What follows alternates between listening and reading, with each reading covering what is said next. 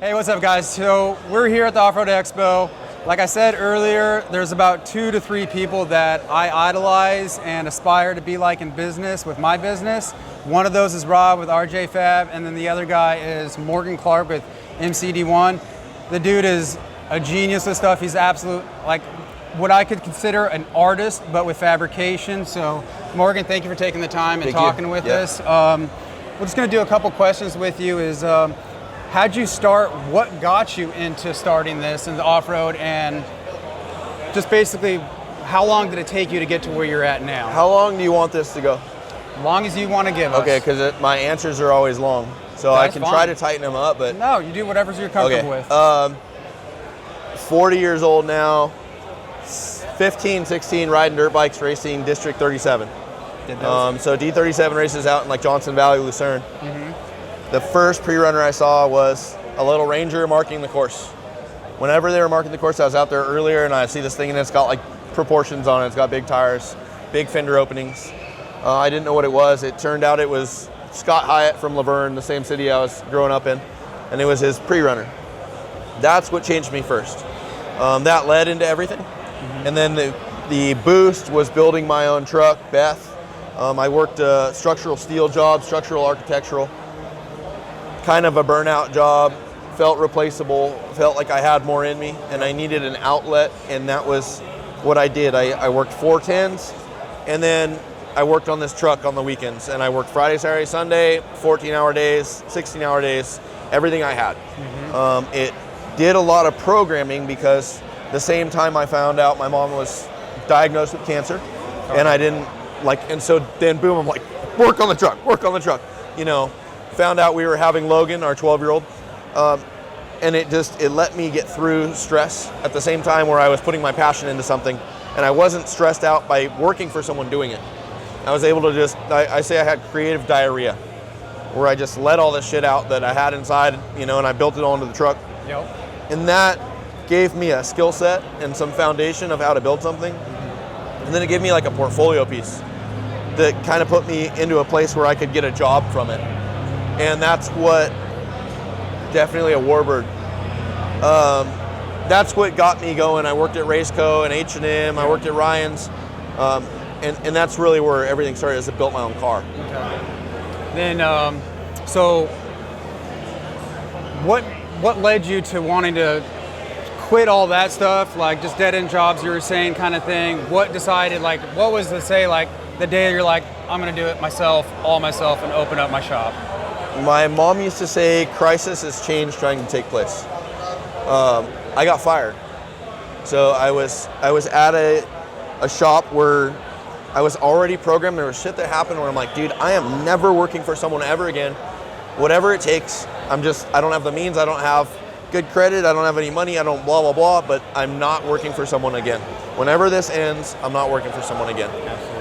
And I got fired, and it was the first day, I think it was after Labor Day weekend or Memorial Day weekend, first day of first grade for my son at his new school.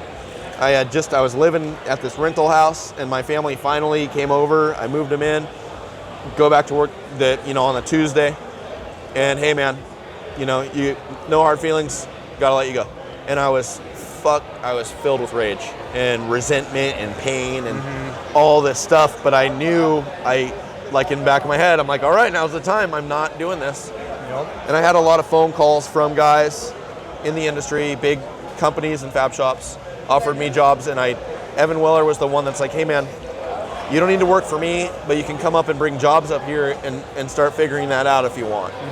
And that's what started it. That's awesome. And how many years have you been in business with your company now? In April will be 6.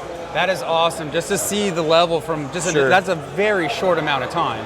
Yeah. So that's incredible that you went from basically garage type stuff to something like this in 6 years. And like I said, in my personal opinion, one of the top tier builders there is. So that is absolutely awesome. Now, I know we did talk a little bit yesterday, just so for the camera guys and people can see, for people like me that are just kind of starting out, I've only been in business for a couple years and, small in a small town. What is some advice for us to get to a level like you're at? Like just maybe a few points to stick to. And I think there's passion, and then there's like discipline.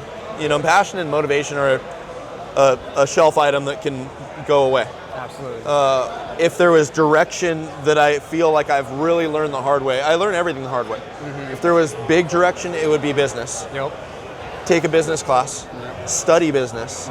You know, I don't know if partnerships, you know, I hear both ways if they work or not, but you know, if you had a partner that was keen to business, I think that's a huge asset because a lot of us can start off talented and we can get into a pretty big muck of projects and things, and then you lack in this business, and it can be crippling, and it's been hurtful and painful for me to take these lessons as they come. Absolutely. You know, and if I could redo it, and I could think, well, man, if someone could give me some advice, I'd be like, dude, take some business classes. But you don't think about that when you fall into this stuff. No, you're just focused on just that business and just trying to get it to go. Totally. So then I guess my last little bit is, I know I talked to Rob about this earlier too, is people always get this idea that you're just a one-man show and you do everything. And I'm a huge advocate for my employees because those guys, I wouldn't be in business without them. So I know Rob felt the same way. I'd like to get your intake on your employees and what they mean to you. Yeah, I call that a team. 100% a family. I don't treat it as a boss-employee relationship ever. It's team. If you relate that to militant and tactical stuff, you know, everybody is an asset. Everybody serves one general purpose, and then everybody also has individual skill sets. And I think that's the most valuable thing. And that's the same when I hire. I don't hire for skill. I hire for what kind of head is on the person's shoulders, how responsible they are, you know, how ambitious they are, how disciplined they are. And if they're that type of person, you can mold the skill set into them. This is not a talent. This is a skill. This is just a learned skill set. Anybody can do this. It does take time and repetition. The talent is the design and the style. That's something I can't teach the guys. But without them, I would not be able to do any of this on the scale that we're doing it. And that's awesome. I'm sure I'd be able to complete a car, but it would take a long time. Yeah, it wouldn't be profitable. It'd be a lot harder. Also, on the moving note and how we operate the shop now we have a 7,000 square foot shop.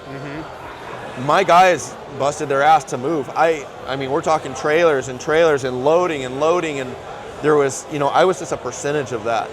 So having a team to get stuff together, it's scary now because I go, man, if I don't have my team, like, I feel like naked in this thing. Like, what am I going to do? I feel vulnerable. Because they're so valuable. That's awesome. So it's an incremental part. You know, awesome. It started like that. It was a weird transition because it turned into something like people wanted me to work on their car. I was like the brand. And they were like, well, you're gonna build it, right? And I needed to mold these guys to assure that yes, every car is going to be my vision. And it's going to look exactly like the design that I would build, but I'm going to have a guy doing it. You know, and that's what's been like this molding phase now where people can rely on the thing that we pump out the same vehicle. No matter which one of our team is doing it, it's the same car. Now, do you think you made, I have a feeling I know your answer, but do you feel like you made the right decision you see a lot of companies that start building stuff, they just immediately try and jump into production, make the same part, the same looking thing, because you're more tailored to, I've never seen you do the same thing on all the vehicles. They all have the unique touch and their own style. Is that something that you are happy that you went with? Obviously, it might not be as lucrative, but in the long run, you get that, you know, I want to go to that guy because of his style and what he does with every car is going to be unique. I've always wanted to build expressions of cars. It's tough for me to do the parts thing. I get it, and I think that that's smart. I think that there's having revenue where, you know, it can come in overnight and people are just buying stuff and you're not having to do something necessarily is a good business tactic. But not a good passion tactic. Well, it's quality of life. It's value. The value I get from creating these, you know, I hate using that word artist because you think about that with like painters and take some shrooms, dude, fuck, you know. But so there's a designer kind of thing, and I'd rather pivot to that, but I get to create an expression. You know, and that's why everything's so emotionally tied when I talk about things, because it's an art piece that we're building for someone that takes years or months or whatever. You know, I at some point could be open to doing parts, and I've thought about that, and I don't know where the pivot is for that. I think it's a smart thing to do, but no, the ideal setup now for our builds, like this is Jason Hurd, this is IRC lower Y-frame. Yep.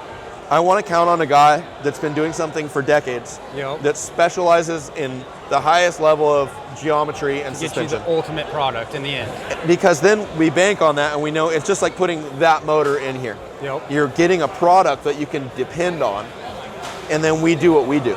So like that's the thing. I don't need to design front suspension or trailing arms or anything unless it's specific to the car, like the Range Rover. Yeah, absolutely.